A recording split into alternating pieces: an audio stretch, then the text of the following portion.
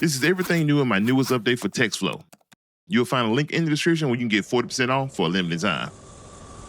Whether you're installing for the first time or just simply updating the pack, install the fonts first because there is at least 1 or 2 new fonts. Then, of course, you will install the DRFX file. Go to your effects panel, go to the toolbox, and type in TextFlow to find all the presets. There's word-by-word animations, additional tools, subtitles, special text, shine text, chrome text, basic text, and then text effects. Take a shot for every time I say text and see how long you last.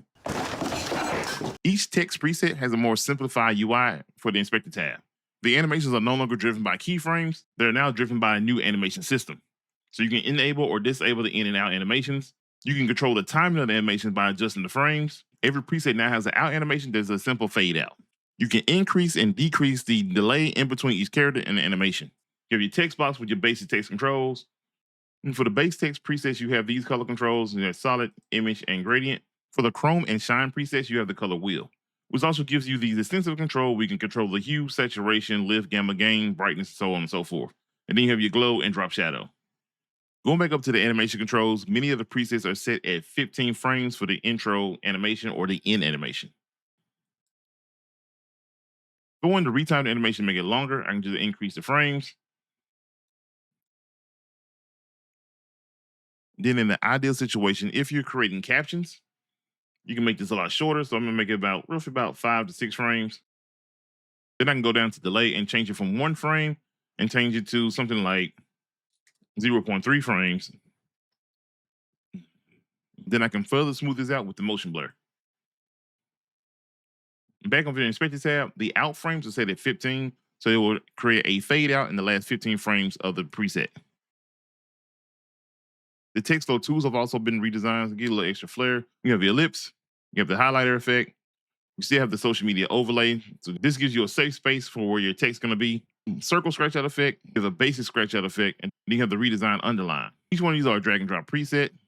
So say for instance, I want to use like the highlighter effect.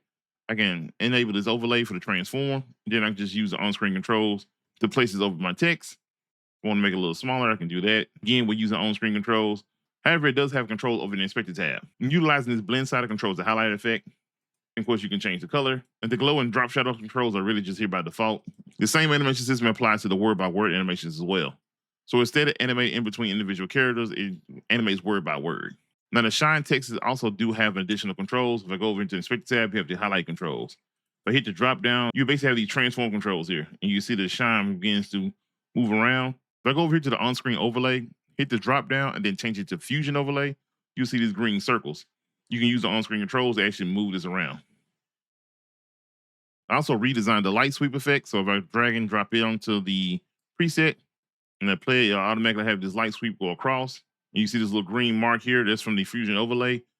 You go into inspector tab. I can adjust the strength of the light sweep. This is actually using the mask. So if I turn it up, it's basically softening the mask. If I turn it down, it's going to harden the mask. So kind of think about it in reverse. You see now you have these harsh edges on the side. The animation length is set to 60 frames by default. So if you want to animate faster, I can turn it down to say for like 20 frames. It actually animates too fast. You can see here animated across before the animation was even completed. However, you can adjust the start and end point. So I'm going to change the end point to bring it back. So leave it by right there. And then I'll probably bring the start point in just a little bit. Actually, I'm going to move it out further. Then I'm going to turn back up the frames. I'm turning it up to at least about 30 or so. Then, of course, at the bottom here, you're going to change the color if you want to, and then you can adjust the glow, gain, and the blend. I also created new templates. So if I go back to the download, you have the captions and you have lyrics. So I double click here. These are timelines. So give it a second to install. So now just open up the timeline. The safe zone overlay is there by default. If you click on it, you can switch between YouTube, TikTok, and Reels. Just get an idea of how your text will align on the actual social media app. So to use the templates, you will select all the presets in the template, right click, and copy. So I'm going to go in this timeline here that I was working in earlier, and I want to paste it. What I'm going to do is I'm going to deselect the track. So this is the actual video track here in video 1. I'm going to unselect it and then hit Control V or Command V if you're on Mac. Then it will place the template. From there, you just input your text. And if I go back and double click on the lyric timeline, give it a second, open it up. So these are the lyric templates. Now these are by default set up on a 1080p timeline, but if you want to use them for a short, they're automatically adjustable. So if I select this template here, right click and select copy, go back to the timeline I was working in, I can paste it there and you'll see that automatically adjust the size, but it won't automatically adjust the formatting. So what I would recommend just changing this overlay back to transform. Then I'll select the preset, and if you hold shift and then move one direction, it'll keep it locked from moving the other direction. So now I can't move side to side because I moved down first.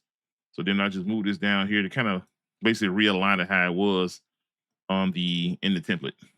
Here I use DaVinci Resolve subtitle captions. So you go over here to the subtitle tracks. These have not been changed. They're exactly the same from the previous version.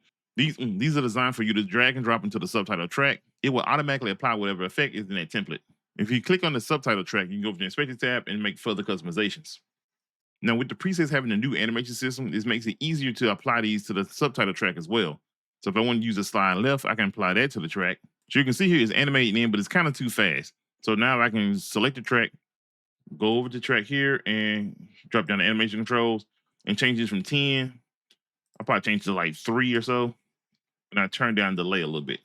So I'll probably turn this to like 0.9, 0.10, something like that. So now you can fully see the animation.